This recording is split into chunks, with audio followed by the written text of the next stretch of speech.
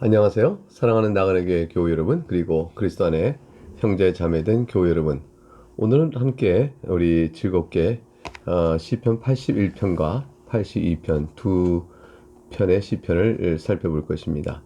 양은 길지 않을 것입니다. 각각 짧은 시편이기 때문이죠. 시편 81편은 하나님을 찬양하고 그의 말씀에 순종함이 하나님의 백성이 지켜야 될 마땅한 도리이며 그 속에 즐거움이 있다는 사실을 선포하는 시입니다. 1절 볼까요? 우리의 능력이 되시는 하나님을 향하여 기쁘게 노래하며 야곱의 하나님을 향하여 즐거이 소리칠저다. 우리가 많은 성도들에게 이와 같이 외치지 않습니까? 우리의 전능하신 하나님, 우리를 구원하시는 하나님, 믿음으로 오직 복음을 믿는 자에게 구원을 주시는 하나님의 능력이니 그 하나님의 능력을 찬양합시다. 2절에 시를 읊으며 소고를 치고 아름다운 수금의 비파를 아우를쩌다. 우리가 온갖 찬양할 수 있는 모든 것을 다하여 하나님을 찬양하자고 합니다. 초하루와 보름과 우리의 명절의 나팔을 불쩌다. 여기서 초하루와 보름과 우리의 명절은 하나님께서 예배하라 명하신 그 절기들이에요. 구약의 경우 그렇잖아요. 우리 같으면 매주 주일날 하나님께 나와 예배하는 날짜가 되겠죠. 우리가 모두 주께서 부활하신 주의 날에 함께 모여 우리에게 죽음에서 건져내신 하나님의 큰 사랑을 기억하고 우리 주 예수 그리스도의 은혜 안에서 우리가 성령을 따라 힘껏 찬송합시다 라는 그런 이제 말과 같은 것이 될 수 있을 것입니다. 4절 이는 이스라엘 율례요 야곱의 하나님의 규례로다.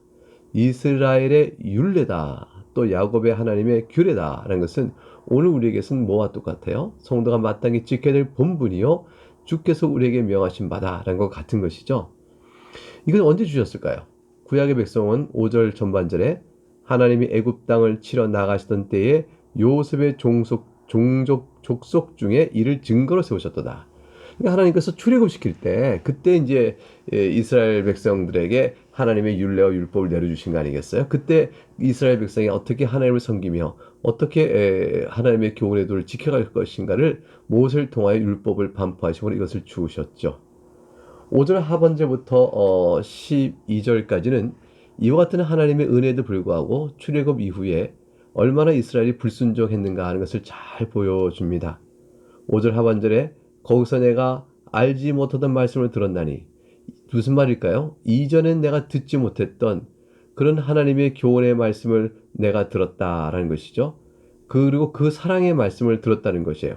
하나님께서 우리에게 베푸신 은혜의 말씀을 다 들었는데 그때 우리가 얼마나 불순종했는가를 또한 그걸 통해서 우리가 보게 되어집니다. 6절에 이르시되 내가 그의 어깨에서 짐을 벗기고 그의 손에서 광주를 놓게 하였도다. 놀라운 말씀 아니에요? 이전에 알지 못했던 하나님의 손길과 신비한 능력으로 우리에게 베푸신 은혜를 쭉 설명합니다. 7절에 네가 고난 중에 부르짖음에 내가 너를 건졌고 우레소리의 은밀한 곳에서 네게 응답하며 무리와 물가에서 너를 시험하였도다. 하나님께서 우리에게 베푸셨던 놀라운 은혜를 계속 설명합니다. 우리가 고난 중에 부르짖으면 주님이 들으셨어요. 언제든 응답하시고 우리를 보호하셨습니다. 우리가 알지 못했던 하나님의 신비로운 능력과 또 권능의 말씀으로 우리를 구원하셨던 것입니다. 8절에 그러니까 우리가 어떻게 해야 될까요? 내 백성에 들으라 내가 너에게 증언하리라 이스라엘여 내게 듣기를 원하라. 하나님께서는 이스라엘 백성이 하나님의 말씀 듣기를 원합니다.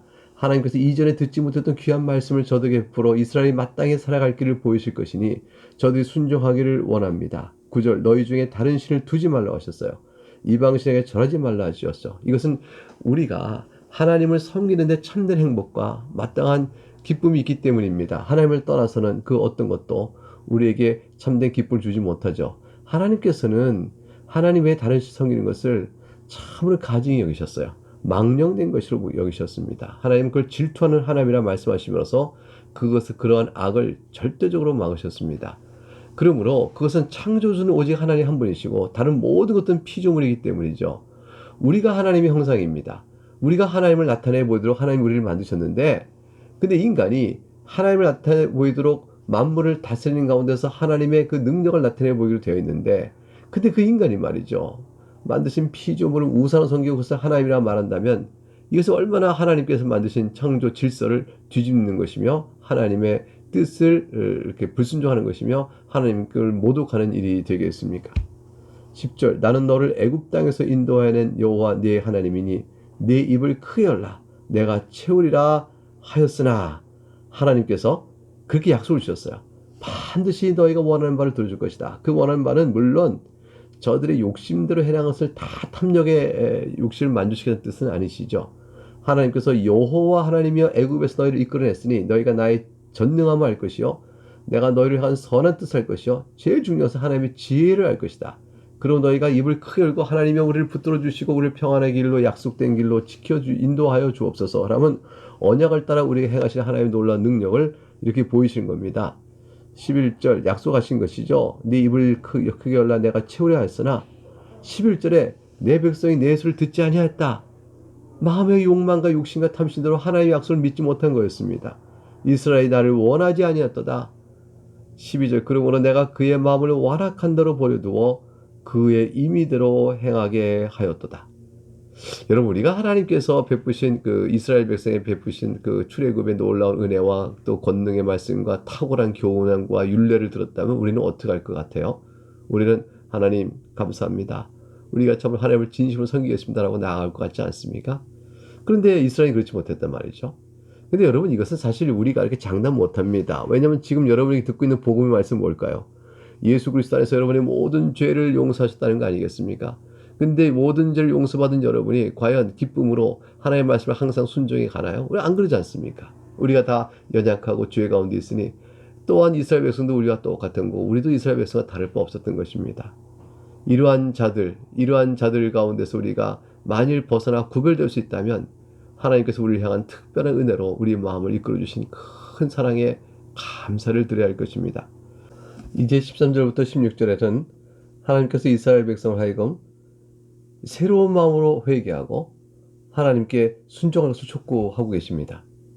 하나님께서 행하신 모든 일들, 출애굽의 놀라운 역사를 봤음에도 불구하고 완악하여 저들이 하나님의 말씀을 듣지 아니한 그런 상황을 두고 하나님께서 그들을 불러 새롭게 하실 것을 새로운 마음으로 하나님께 나오라고 말씀하시죠. 13절에 내 백성아 내 말을 들으라. 이스라엘아 내 도를 따르라. 하나님께서 백성을 불러 말씀하시기를 하나님 말씀하신 규칙과 규율과 말씀의 뜻을 따르어 말합니다. 그곳에 평강이 있고 그곳에 위로가 있기 때문이죠. 14절 그리하면 어떤 은혜를 주실까요? 내가 속히 그들의 원수를 누르고 내 손을 돌려 그들의 대적을 치리니 그러셨어요. 하나님께서 우리를 원수로부터 보호해 주십니다. 15절 여호와를 미워하는 자는 어떻게 될까요? 그에게 복종하는 채 할지라도 하나님께 복종하는 채 하더라도 그들의 시대 그들의 멸망은 이 시대라는 것은 그들이 당할 고난과 멸망입니다. 하나님을 여호와를 미워하는 자는 하나님께 복종하는 채 할지라도 그 여호와를 미워하는 자들의 멸망은 영원히 계속될 것이라 라는 뜻입니다. 그러나 16절 하나님의 말씀을 듣고 새로운 자들에게는 기름진 비를 그들에게 먹이며 반석에서 나오는 꿀로 너를 만족하게 하리라 하셨도다.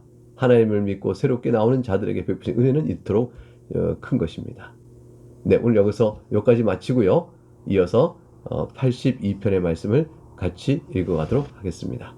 82편 참 특별해요. 그것은 뭐냐면 하나님께서 마지막 날에 모든 만물을 다스릴 공의로운 재판장이시니 하나님께서 그 재판장의 권세를 행하실 때 이 땅에 많은 재판장들을 세워 공의를 실현하도록 하셨다. 그런데 하나님의 공의로운 재판장이심을 대신하여 이 땅에서 공의를 실현할 재판장들이 공의롭지 못하고 불의하다면 과연 그들이 당할 심판은 어떠겠는가? 이것을 이제 보여주는 시편입니다.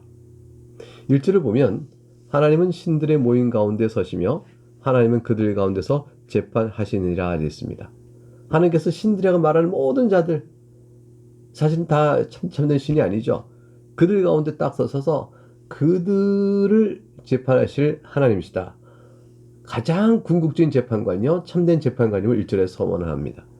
그럼 세상의 재판관들은 어떻게 해야 되냐? 하나님 앞에 심판받을 자들이에요. 2절부터 7절에 보게 되면 너희가 불공평한 판단을 하며 악인의 낫보기를 언제까지 하려느냐?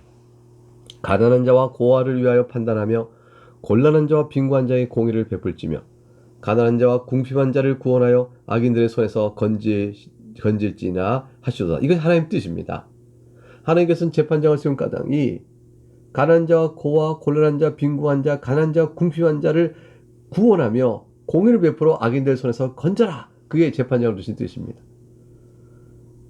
그들은 알지도 못하고 깨닫지도 못하여 5절에 흑암 중에 왕래하니 땅의 모든 터가 흔들리도다. 6절에 내가 말하기를 너희는 신들이며 다 지은 아들들이라 하였으나 하나님께서 그들의 권세를 높여준 것이죠. 그러나 7절에 너희는 사람처럼 죽으며 고관에 하나같이 넘어지리로다. 그러나 너희들이 불의한 가운데 있으니 하나님 심판 가운데서 너희들이 다 사람처럼 죽고 고관 하나처럼 넘어질 그런 존재에 불과하다고 말씀합니다.